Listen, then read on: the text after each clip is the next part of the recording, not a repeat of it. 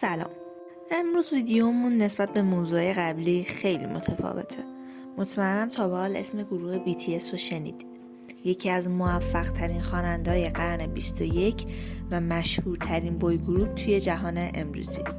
نمیخوام یه بیوگرافی کامل ازشون بهتون بدم، ولی خب به نظرم باید یه نگاهی به گذشته یکی از موفق ترین خواننده‌های الان انداخت و ببینیم که عادتهای خوبشون چیه و بتونیم ازشون الگو بگیریم. همینطور یه نگاه هم بندازیم ببینیم واقعا اینا یه شبه مشهور شدن یا نه.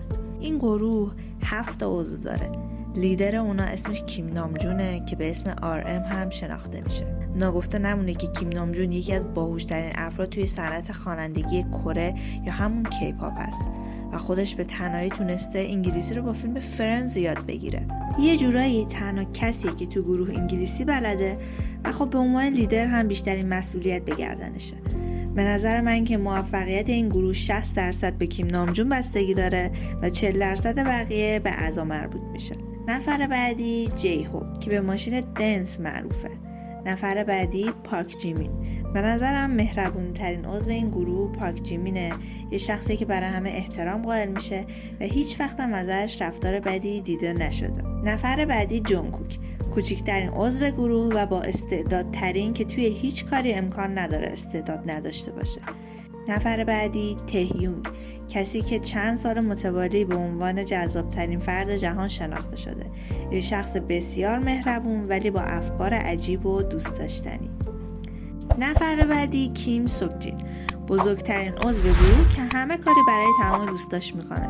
یه فکت جالب که در موردش بهتون بگم اینه که اون از رقص متنفره، با اینکه نصف شغلش با رقص مربوطه.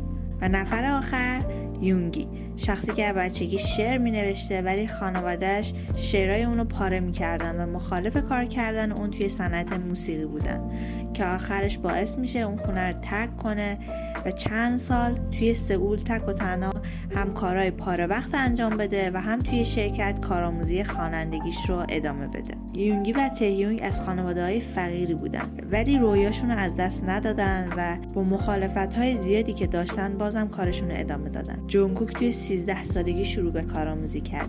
این سن برای شروع همچین کاری خیلی زوده. بخوام بهتون بگم برعکس تصور بقیه که میگن یه مش بچه پولدارن و یه شبه مشهور شدن، باید بگم که نه، اونا خیلی سختی کشیدن، چه مخالفت‌های خانواده، چه ورشکستگی کمپانیشون و خیلی چیزای دیگه اونا رو از پا در نیاورد. اونا از سال 2013 شروع به کار کردن ولی به تازگی دیده شدن. این یعنی 11 سال اونا کار کردن و نتیجه این کار کردن و ناامید نشدنشون میشه این مشهوریتی که الان کل دنیا این گروه رو میشناسه. راستشو بگم من چند روز پیش استوریایی از نامجون دیدم و جمله‌ای که نوشته بود من رو به این فکر وادار کرد که یه ویدیو از این جمله‌هاش بسازم. هر کدوم از اونا شخصیت‌های فوق‌العاده و منحصر به فردی دارن، ولی برای من نامجون یه آرامش خاصی داره. یه فردیه که با اینکه عقل بالغی داره ولی هنوز کاراش مثل بچه‌هاست. حرفاش خیلی عمیق و معنا داره و شما رو به فکر وامی داره. همیشه روی این تاکید داره که از لحظه حال درست لذت ببر و اینکه توی گذشته نباید گیر کنی. مهم این لحظه است که تو داری زندگی می‌کنی. همیشه توی حرفاش میگه خودش هم همیشه توی لحظات تاریک و غم انگیز بوده ولی سعی کرده که با گذروندن وقتش با چیزایی که دوست داره انرژی منفی رو از خودش دور کنه. میخوام حرفایی که استوری کرده بود رو براتون به طور ساده ترجمه کنم. امیدوارم شما هم مثل من با خوندن این جملات لذت ببرین و دیدتون عوض بشه نسبت به این دنیا. همه فکر میکنن میخوان شاد باشن، اما هیچ وقت به این راحتی نیست. این به این دلیله که مغز خودش یه عضویه که برای پیشبینی و تشخیص خطر تهیه شده و برای لذت بردن و شادی خلق نشده. برای همین ما همیشه باید به طور مداوم احساس خوشبختی کنیم. این اولین و آخرین کاری که باید هر روز انجام بدیم.